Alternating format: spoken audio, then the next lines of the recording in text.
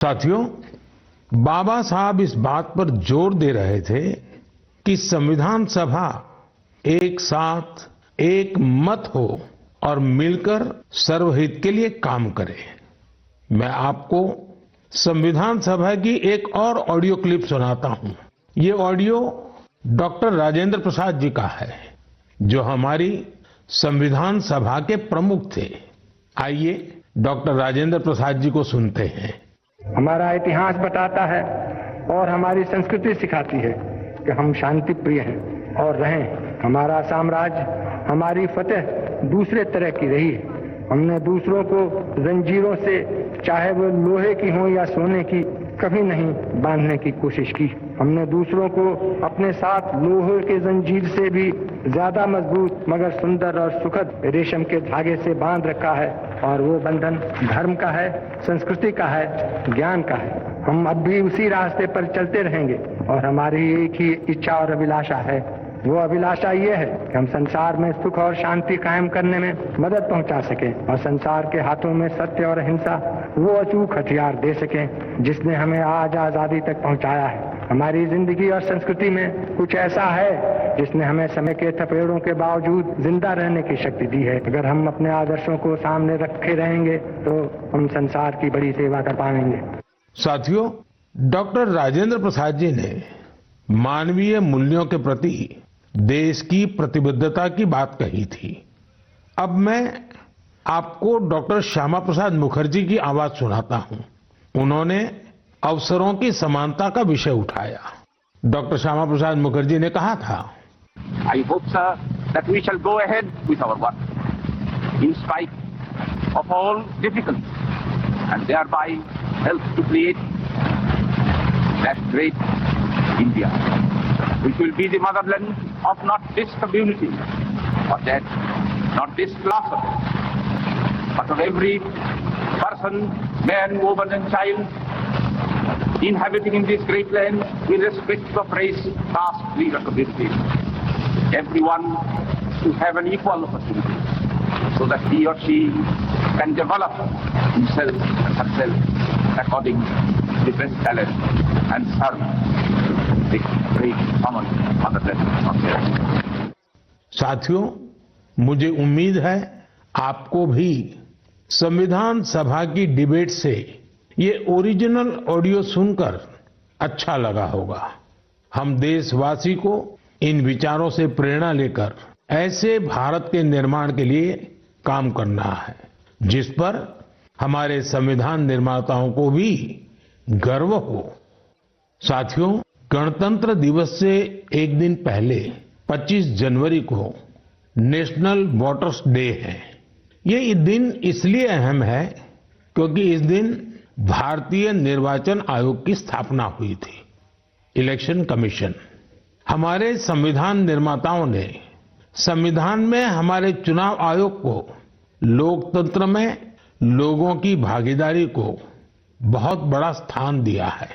देश में जब 1951-52 में पहली बार चुनाव हुए तो कुछ लोगों को संशय था कि क्या देश का लोकतंत्र जीवित रहेगा, लेकिन हमारे लोकतंत्र ने सारी आशंकाओं को गलत साबित किया। आखिर भारत मदर ऑफ डेमोक्रेसी है। बीते दशकों में भी देश का लोकतंत्र सशक्त हुआ है, समृद्ध हुआ है। मैं चुनाव आयोग का भी धन्यवाद दूंगा जिसने समय समय पर हमारी मतदान प्रक्रिया को आधुनिक बनाया है, मजबूत किया है। आयोग ने जनशक्ति को और शक्ति देने के लिए तकनीकी शक्ति का उपयोग किया। मैं चुनाव आयोग को निष्पक्ष चुनाव के उनके कमिटमेंट के लिए बधाई देता हूं। मैं देशवासियों से कहूंगा कि वो ज्यादा से ज्यादा संख्या में अपने मत के अधिकार का उपयोग करें, हमेशा करें, और देश के डेमोक्रेटिक प्रोसेस का हिस्सा भी बने और इस प्रोसेस को सशक्त भी करें। मेरे प्यारे देशवासियों, प्रयागराज में महाकुंभ का श्री गणेश हो चुका है। चिरस्मरणीय जन सैलाब, अकल्पनीय दृश्य, और समता समरसता का असाधारण संगम। इस बार कुंभ में कई दिव्य योग भी बन रहे हैं। कुंभ का ये उत्सव विविधता में एकता का उत्सव मनाता है। संगम की रेती पर पूरे भारत के, पूरे विश्व के लोग जुड़ते हैं। हजारों वर्षों से चली आ रही इस परंपरा में कहीं भी कोई भेदभाव नहीं, जातिवाद नहीं। इसमें भारत के दक्षिण से लोग आते हैं, भारत के पूर्व और पश्चिम से लोग आते हैं।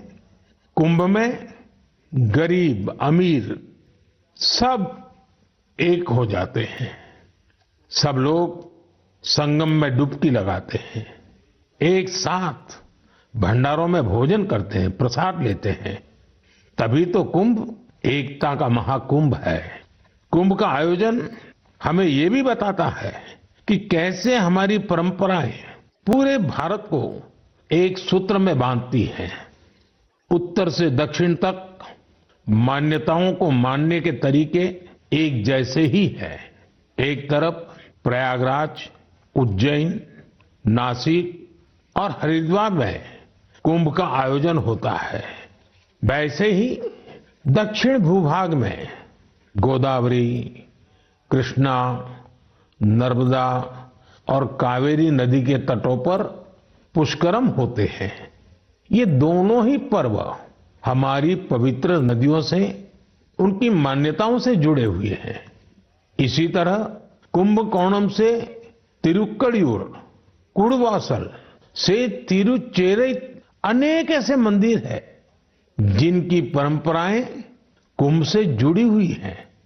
साथियों, इस बार आप सब ने देखा होगा कि कुंभ में युवाओं की भागीदारी बहुत व्यापक रूप में नजर आती है।